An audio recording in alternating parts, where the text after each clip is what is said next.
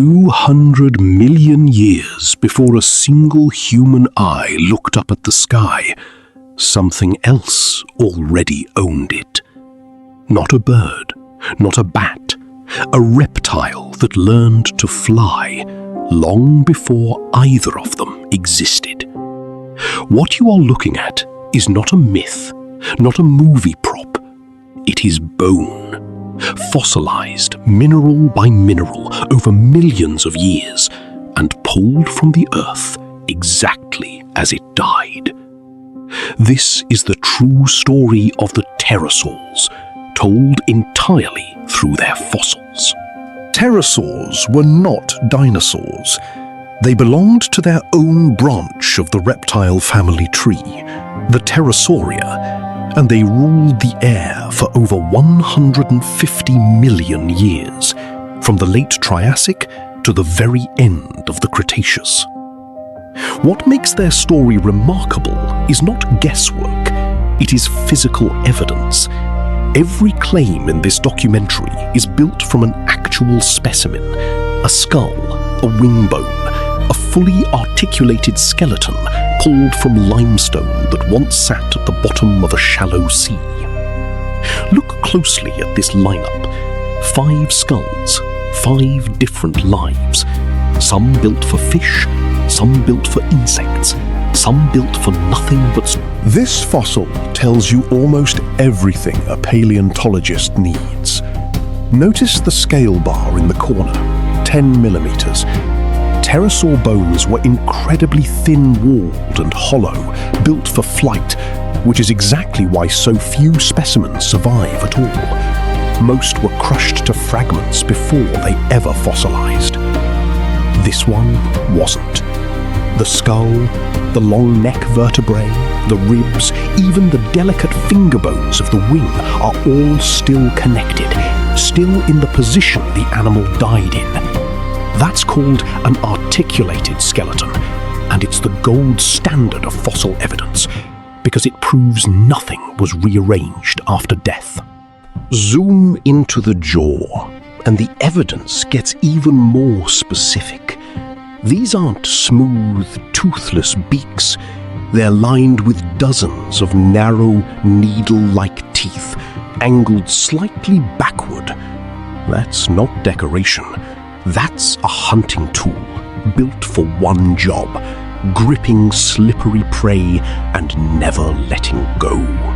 If you want to understand how an extinct animal lived, start with the skull.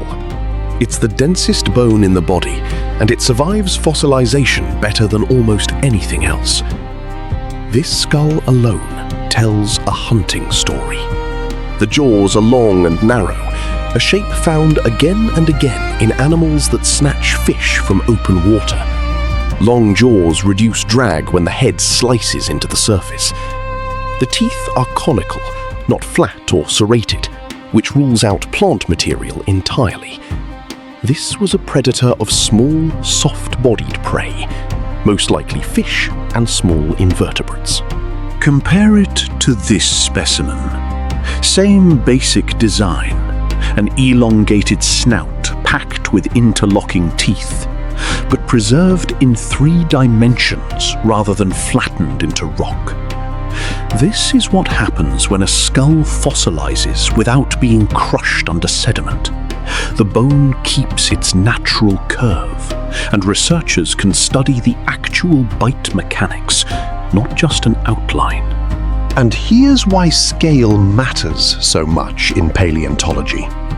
Next to a single matchstick, this skull suddenly looks almost delicate, yet those interlocking upper and lower teeth would have formed a cage precise enough to trap a fish mid-swim.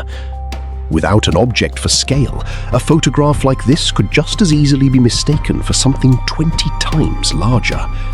Scale bars and everyday objects, like this matchstick, are how scientists keep every measurement honest. Not every pterosaur hunted the same way, and this comparison makes that obvious. On one side, narrow, toothed jaws built for snatching. On the other, a completely different design, smooth, toothless, blade-like beaks with almost no teeth at all. That difference represents tens of millions of years of separate evolution. Toothed pterosaurs appeared earlier in the group's history. Later lineages lost their teeth entirely, trading them for lightweight beaks, a trend that also appears independently in birds millions of years afterwards. It's convergent evolution. Two unrelated branches of life arriving at the same solution to the same problem: how to make a flying head as light as possible. Even a partial, weathered specimen like this one adds to the picture. Paleontologists rarely get a perfect skeleton. More often, it's fragments like this: a partial skull here, a set of limb bones there. And the science is in careful, methodical comparison across hundreds of these partial finds to build the full family tree. Now to the body. And this is where pterosaurs separate themselves from every other flying animal in history. Look at the arm. In humans, in birds, in bats, the arm bones are proportioned fairly evenly. In a pterosaur, one single finger, the fourth finger, is stretched out to an extreme length, sometimes longer than the entire rest of the body. That one elongated finger supported the leading edge of the wing membrane.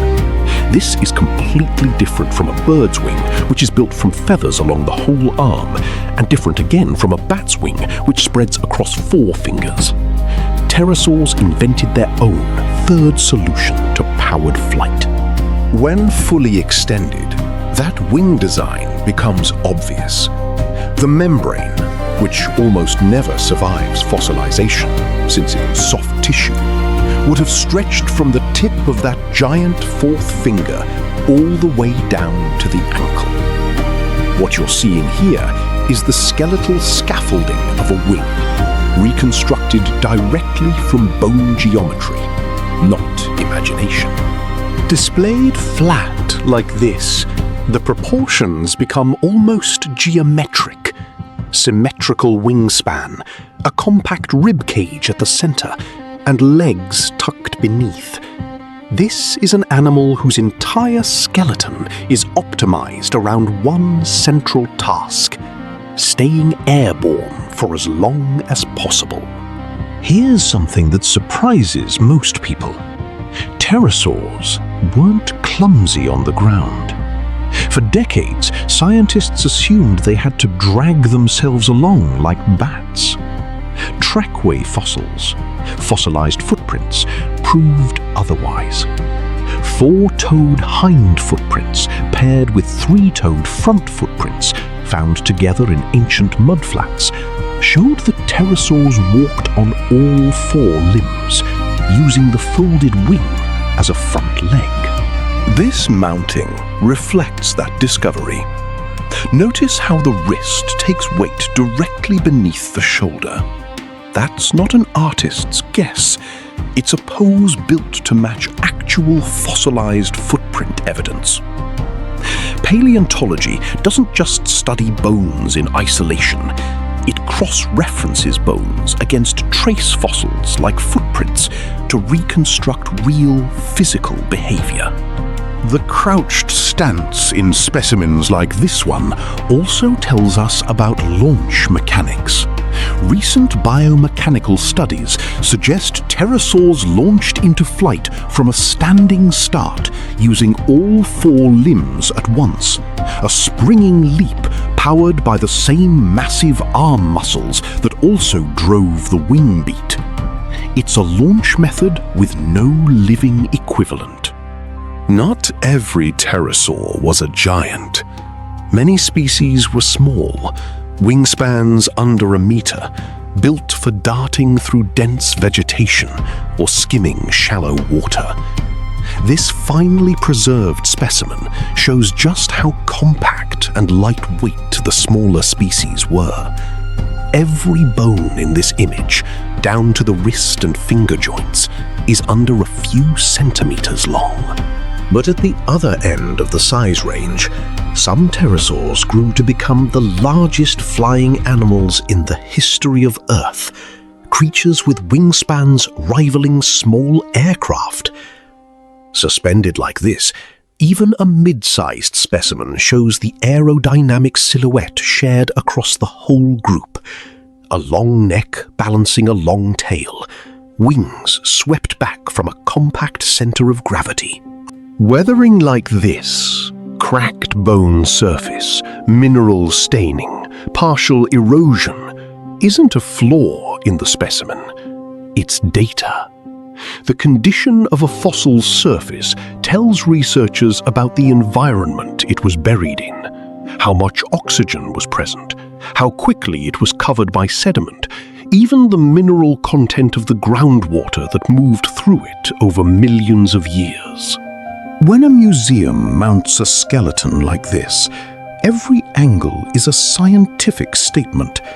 The wing sweep, the head tilt, the leg position, all of it is based on joint range of motion studies done directly on the fossilized bone. Paleontologists test exactly how far a fossilized joint can rotate before mounting a pose. So what looks dramatic is, underneath, a physically accurate reconstruction. And this is where the evidence comes full circle. A finished museum mount, like this one, is never displayed alone. It sits beside the actual fossil slab it was built from. Everything in this documentary traces back to specimens exactly like that. Real stone, real bone, interpreted through careful, repeatable science. Pterosaurs vanished at the end of the Cretaceous, alongside the dinosaurs, roughly 66 million years ago. They left behind no descendants. No living animal flies the way they did. But they left behind this: bone pressed into stone, patient enough to wait tens of millions of years for someone to look up, dig down, and finally understand what once ruled the sky. Thank you for watching.